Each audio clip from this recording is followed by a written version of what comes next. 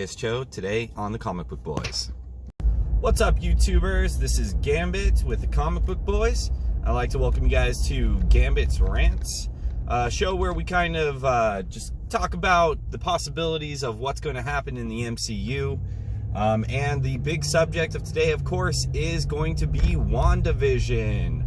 Wanda, of course, made her first appearance in X-Men 4, alongside with her brother Pietro.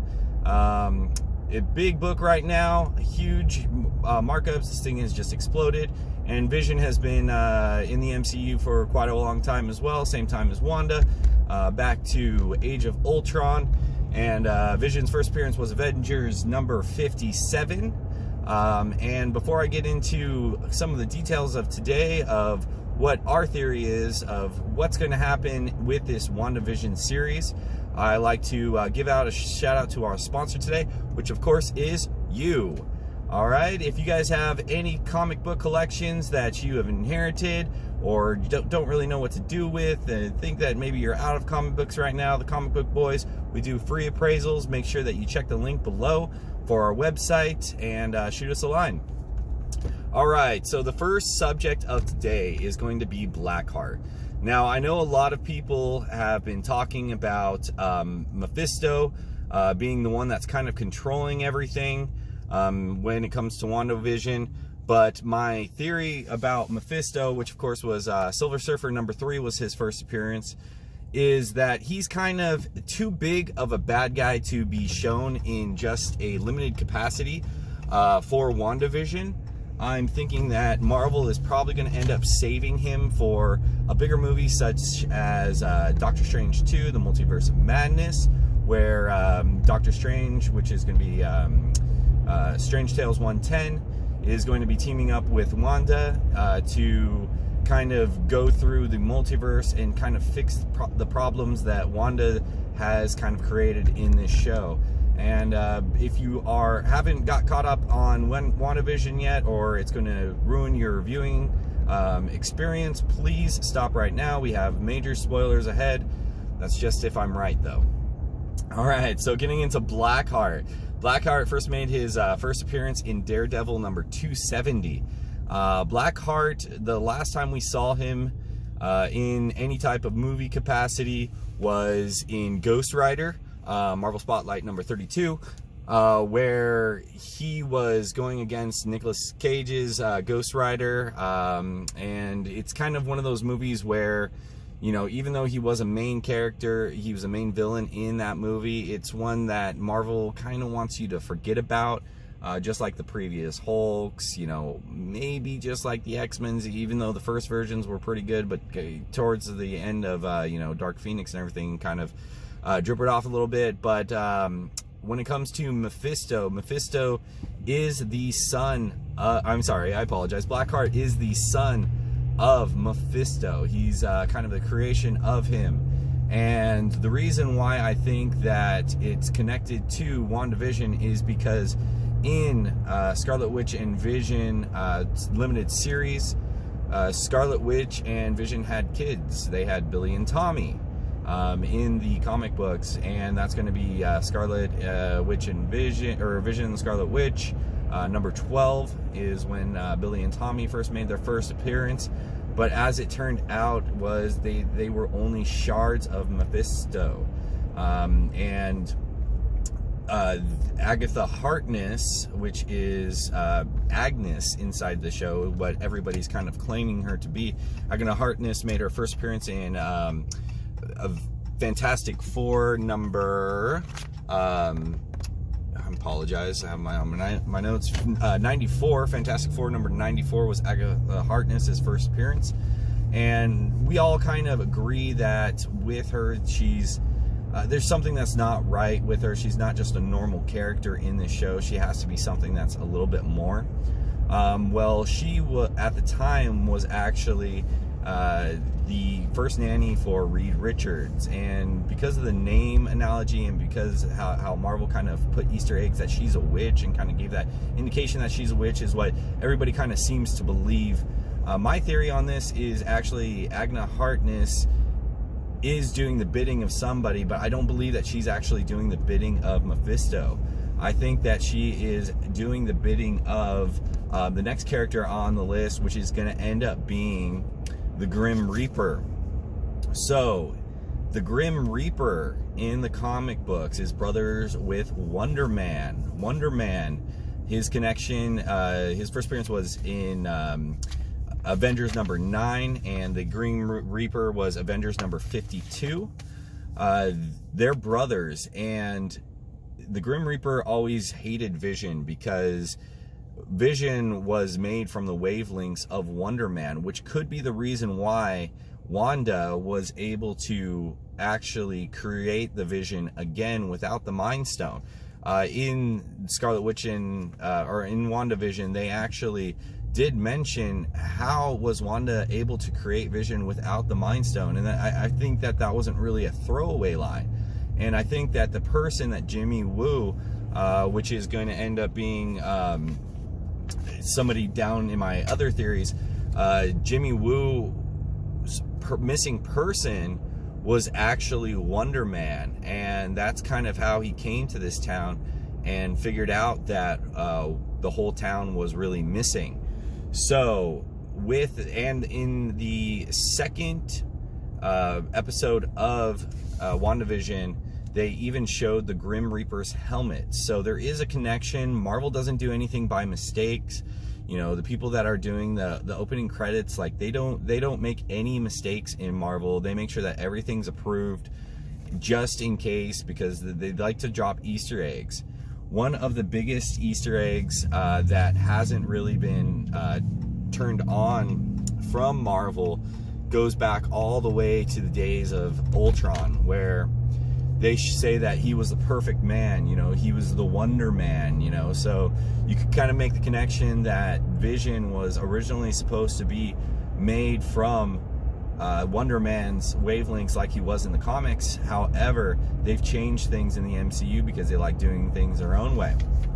So my theory is that Agatha Harkness is actually working for the Grim Reaper in order to make the kids age up, because in the last episode, episode number 5 of WandaVision, Agatha was there always when the kids aged, whether they were trying to age and they were stopped by Wanda, or they actually did succeed. And I believe that that was for them to kind of move past some of the things that we learn as children in order to become the Blackheart character, so then she can kind of help the Grim Reaper get her brother back from Vision, because the Grim Reaper can't take on Wanda by himself. He needs somebody that's even more powerful, and who's more powerful than, you know, just Wanda? Maybe a combination of Wonder Man, his brother, and Wanda's children that could end up defeating Wanda, plus she has an emotional connection to her.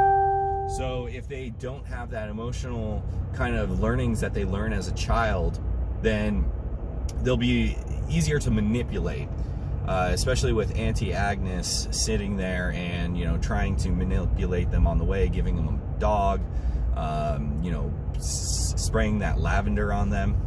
Now, there is a hole in this theory, and that hole in the theory is, okay, so they're trying to defeat Wanda, but they're trying to become Blackheart, but there's only one character, Blackheart, and there's 2 twins.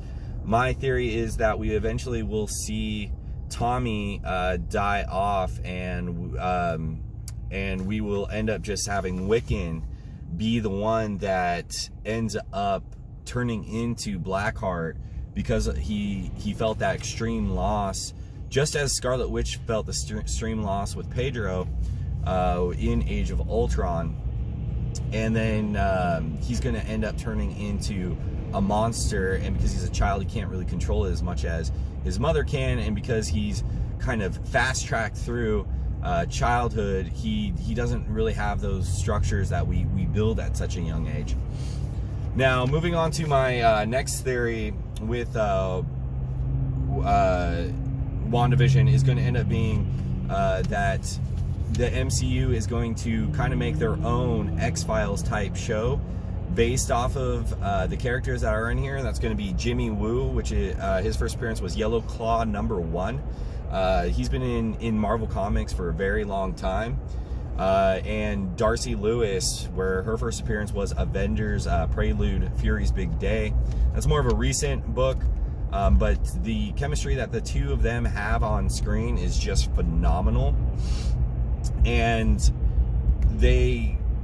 if you don't know, Marvel started their comic run with some obscure titles. It wasn't the Thor, it wasn't Iron Man, it wasn't you know, Doctor Strange. It was books like Tales to Astonish, Tales of Suspense, Journey into Mystery, and all these previous issues prior to them having the first appearance of superheroes in them had these obscure kind of X-File-y like storylines where you can have somebody like Darcey Lewis, Jimmy Woo, maybe even Monica Rambeau. Her first appearance was Amazing Spider-Man Annual number 16, and to go investigate these type of occurrences because they do have such a connection to superheroes already and kind of the obscure.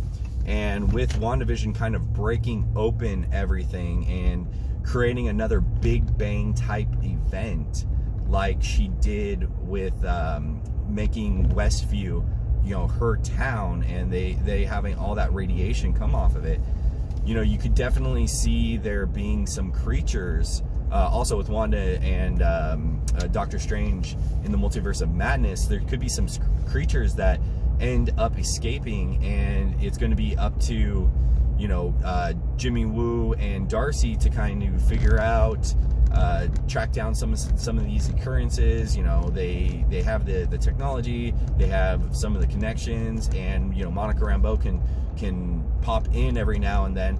But the three of them, you know, you don't really want to use her powers too much. You know, and the three of them together, you know, on-screen chemistry on WandaVision so far has just been absolutely phenomenal. So I could definitely see Marvel trying to dig into that and using some of their older properties, because, you know, Kevin Feige has said that they use the comics as kind of a guideline to some of the things that they end up doing. And what would be better to the fans than paying off some of those old stories that really started the entire MCU. And then getting into my final theory that we have today is Amadeus Cho, Amazing Fantasy number 15, the newer version, not the old one with Spider-Man, who was also Amazing Fantasy 15. But Amadeus Cho, he's a Hulk-like character, and this is another one that Age of Ultron kind of helped to set up with stating that Dr. Cho was inside of the Avengers headquarters, and she wanted access to Bruce Banner's lab so she can fix up Hawkeye. If you guys remember that scene, you know, it was something that Bruce Banner said, which was, yeah, she knows what to do, she's been there before, she can kind of set it up.